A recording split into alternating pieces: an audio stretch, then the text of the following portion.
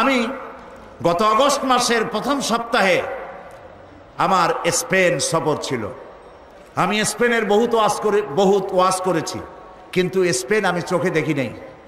মুসলমানদের বিজয় যদি কোরআনের উপরে মুসলমানেরা থাকে, তাহলে আল্লাহ তাআলা তাদেরকে কিভাবে সাহায্য করেন, আর কোরআন থেকে ইসলাম থেকে সরে গেলে পরে কি বিপদ হয়, আমি আমার চোখে দেখে এসেছি।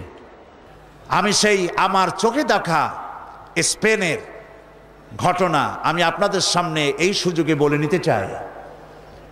711 খ্রিস্টাব্দ থেকে 1492 খ্রিস্টাব্দ পর্যন্ত সুদীর্ঘ 800 বছর আমরা শাসন করেছি স্পেন, পর্তুগাল এবং ফ্রান্স।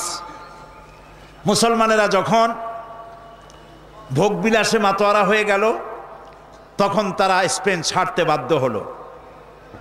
মৃত্যু, ধ্বংসস্তূপ এবং ধর্মান্তর হওয়ার শিকার হয়ে গেল তারা।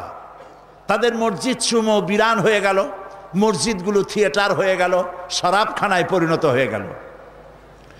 দীর্ঘ 500 বছর পর মুসলমানেরা স্পেন ছাড়ার 500 বছর পর গ্রানাডায় একটি মসজিদ তৈরি করা হলো।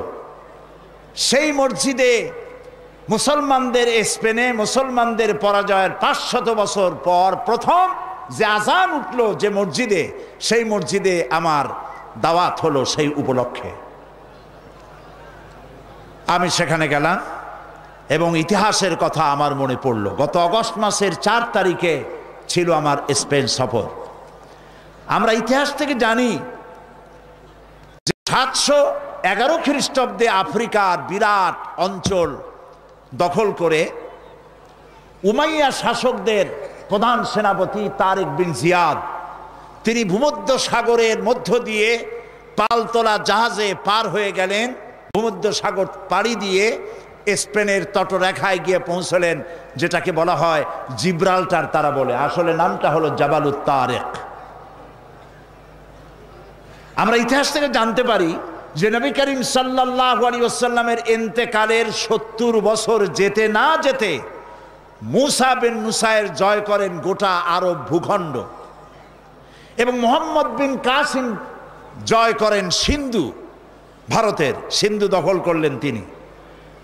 এরপরে কুতাইবা ইবনে মুসা ইবনে মুসলিম, তিনি জয় করেন গোটা এশিয়া, এশিয়ার বিস্তীর্ণ অঞ্চল, আরব, এশিয়া, আফ্রিকা এবং ইউরোপের স্পেন পর্যন্ত চলে গেল মুসলমানদের এই বিশাল বাহিনী। প্রিয় ভাই সব, জাবালুত তারেক পার হয়ে উমাইয়াদের সেনাপতি যখন স্পেনে পৌঁছে গেলেন, তিনি সাথীদেরকে বললেন জাহাজগুলো টেনে কুলে উঠাও। জাহাজগুলো টেনে কুলে উঠানো হলো। তার সেই ভাষণ আরবি সাহিত্যে স্বর্ণাক্ষরে লেখা থাকবে। তিনি বললেন, আইয়ুহাল ইখওয়ান, আল বাহরু মিন ওয়ারাইকুম ওয়াল আদুবু আমামাকুম ফাইনাল মাফার। জাহাজগুলি তো সব পুড়িয়ে দেওয়া হলো, এখন তোমরা যাবে কোথায়? পেছনে ক্ষুধার্ত সমুদ্র, আর সামনে রয়েছে রণারিক বাহিনী, দুর্ধর্ষ বাহিনী। আমরা ইউরোপ থেকে ফিরে যাওয়ার জন্য আসি নাই, হয় ইসলামের পতাকা উড়াবো, না হয় দুনিয়া থেকে বিদায় হয়ে যাব। সেনাবাহিনী রাজি হয়ে গেল, শুরু হয়ে গেল যুদ্ধ, এবং এই যুদ্ধে আল্লাহ রাব্বুল আলামিন মুসলমানদেরকে বিজয় দান করলেন। পুরা স্পেন দখল হলো, পর্তুগাল দখল হলো, পুরা ফ্রান্স দখল হয়ে গেল মুসলমানদের।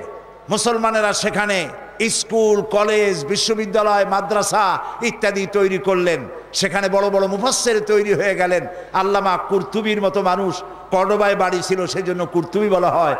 তাফসীর প্রেমিক আলেমদের কাছে তাফসীরে কুরতুবি 1000 বছর পরে আজও প্রিয়। মনীষার অঙ্গরে চলে এলেন ইবনে রুশদ, চলে এলেন আল্লামা কুরতুবি, আল্লামা আন্দুলুসি চলে এলেন, এবং তারা জ্ঞান বিজ্ঞানের যে বিশাল গবেষণাগার তৈরি করলেন।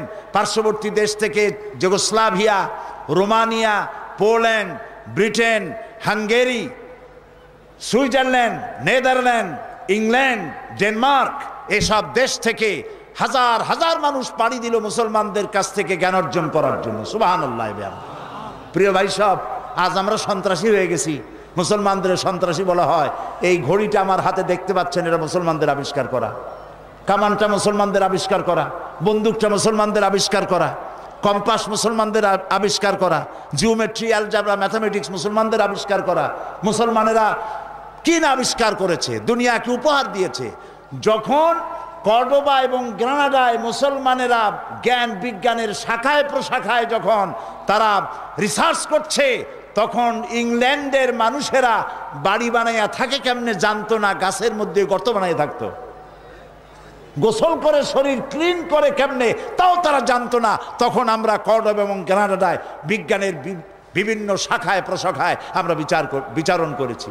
আল্লামা ইকবাল এই স্পেনে এসে দুঃখ করে বলেছেন, আয়ে গুলিস্তানে উন্দুলুস वो दिन है याद तुझको, आए गुलिस्तान उंदुलुस वो दिन है याद तुझको, था तेरी डालियों में जब आशिया हमारा।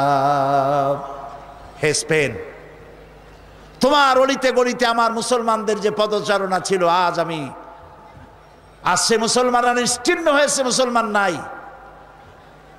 সেইখানে যখন এই জ্ঞানের বিশাল গবেষণাগার তৈরি হলো, তারা পার্ক তৈরি করলো, সুয়ারেজ লাইন তৈরি করলো, ড্রেনেজ করলো, রাস্তা করলো, ফুটপাথ করলো, পৃথিবীর সব থেকে মডার্ন দেশে পরিণত করে দিল। সেইখানে শুরু হয়ে গেল 800 বছর রাজত্ব করার পর গজবটা কেন এলো তাও চোখে দেখে এলাম। তারেক বিন জিয়াদ যে মসজিদ তৈরি করেছেন কর্তুবায়, কর্ডোবা বলা হয় ইংরেজিতে, আরবি নাম কর্তুবা, বিশাল মসজিদ, 1 লক্ষ লোক নামাজ পড়তে পারে সেই মসজিদের মধ্যে। আমি যখন মসজিদের মধ্যে প্রবেশ করলাম আমার সাথীদেরকে নিয়ে, যায় দেখলাম মসজিদের ভেতরে সব মূর্তি দিয়া ভরা। মসজিদের বিশাল মিনারের প্রত্যেকটি খোপে খোপে একটা করে মূর্তি দাঁড়ানো। আমার সাথের কিছু লোক নামাজ পড়তে চাইলো মসজিদের ভেতরে, পুলিশ একটি এসে তাকে চেপে ধরলো, বলল ভুলে যাও, এটা তোমাদের মসজিদ ছিল, এটা মসজিদ নয়, এটা গির্জা, এখানে সেজদা দিতে দেওয়া হবে না। বুক ফেটে কান্না আসতে লাগলো। এটা ছিল সেই কর্ডোবার মসজিদ। যখন মুসলমানেরা তাদের যখন পরাজয় এলো, পারস্পরিক সন্দেহ ঘনীভূত হতে লাগলো, একজন আর একজনকে মানে না, নেতৃত্ব মানে না, ভোগ বিলাসে মাতোয়ারা হয়েছে, বিলাসী হয়েছে, আয়াস হয়েছে। আল্লাহর গজব এসে গেল। শুরু হলো যুদ্ধ। ইসাবেলা 1 এপ্রিল মাসের 1 তারিখে যুদ্ধের ঘোষণা দিলেন। যুদ্ধ শুরু হলো, সমানে মুসলমান মরতে লাগলো। তারা প্রস্তুত ছিল না, সমানে মার যেখানে পায় সেখানে। মুসলমানেরা মার খেতে খেতে হয়রান হয়ে গেল। রানী ইসাবেলার পক্ষ থেকে ঘোষণা করা হলো, কর্ডোবার মসজিদের মধ্যে যারা আশ্রয় নিবে তাদেরকে নিরাপত্তা দেওয়া হবে। নারী এবং শিশুরা তাদের জন্য ভূমধ্য সাগরে সেখানে জাহাজ রাখা হয়েছে, তাদেরকে মরক্কো পাঠিয়ে দেওয়া হবে, তারা যেন জাহাজে আরোহণ করে। জাহাজগুলি ছিল ফুটা, হাজার হাজার মুসলিম নারী আর শিশু গিয়ে জাহাজে উঠলো, জাহাজগুলি ডুবে হাজার হাজার মুসলমান শিশু আর নারী পানিতে তাদের সলিল সমাধি হয়ে গেল। 40,000 লোক পুরুষ ঢুকলো গিয়া কর্ডোবার মসজিদের মধ্যে। চতুর্দিক থেকে দরজা বন্ধ করে দেওয়া হলো, ভেতরে কেরোসিন ঢেলে দিয়ে আগুন জ্বালায় দেওয়া হলো। 40,000 মুসলমান মসজিদের ভিতরে পুড়াইয়া ভস্ম করে দেওয়া হলো। শুধু কাঁদছি মসজিদের মধ্যে ঢুকে এই দৃশ্য দেখে। বাইরে এসে দেখলাম নদী, মসজিদের পাশে একটি নদী, ছোট্ট নদী, কর্ণফুলীর মতোই হবে বা তার থেকে ছোট হবে। এই নদীর ভেতরে মুসলমান কেটে কেটে ফালানো হতে লাগলো। মুসলমানদের রক্তে দরিয়া লাল হয়ে গেল। পাশে ছিল লাইব্রেরি, মুসলমানেরা গবেষণা করতো যে কিতাব, সেই সব কিতাব, হাদিস, দর্শন, বিজ্ঞান সব বই ফেলে দেওয়া হলো। সেই সমস্ত কিতাব ফেলে দেওয়ার কারণে নদীর স্রোত বন্ধ হয়ে গেল। আজকে যারা সভ্যতার দাবিদার, ইউরোপ, আমেরিকা, এরা সভ্য নয়, এরা সভ্যতার দুশ্মন, যার জন্য ইরাকের 1000 বছরের সভ্যতাকে জ্বালিয়ে পুড়িয়ে লুট করে তারা শেষ করে ফেলেছে। এরা সভ্যতার দাবি করে, আসলে তারা সভ্য নয়। প্রিয় ভাই সব, যেদিন এই মুসলমানদেরকে যেদিন এই মুসলমানদেরকে আগুনে পোড়ায় মারা হয় সেই দিনটা ছিল 1 এপ্রিল, এপ্রিল ফুল।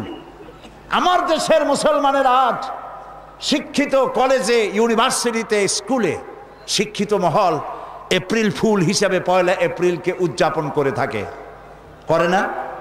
করে কি না বলেন? ঘটনাটা এরকম যে এক লোক বাজার দিয়ে আসছে, এসে বলছে, দৌড়াচ্ছে আর বলছে, ভাই মানির মান আল্লাহই রাখে। লোকেরা জিজ্ঞেস করলো, কেন দৌড়াও আর কেমনি মানির মান আল্লাহ রাখলো?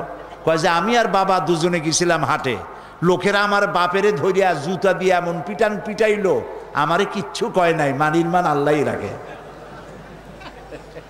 যেদিন মুসলমানদেরকে পোড়ানো হলো কর্ডোবার মসজিদের মধ্যে, আর মুসলিম নারী আর শিশুকে ফুটা জাহাজে উঠাইয়া ভূমধ্য সাগরে ডুবিয়ে মারা হলো, সেই দিনটা ছিল 1 এপ্রিল। সেই এপ্রিল ফুল পালন করে আমার দেশের যুব সমাজ, পালন করে তথাকথিত শিক্ষিত সমাজ। নাউজুবিল্লাহি মিন যালিক।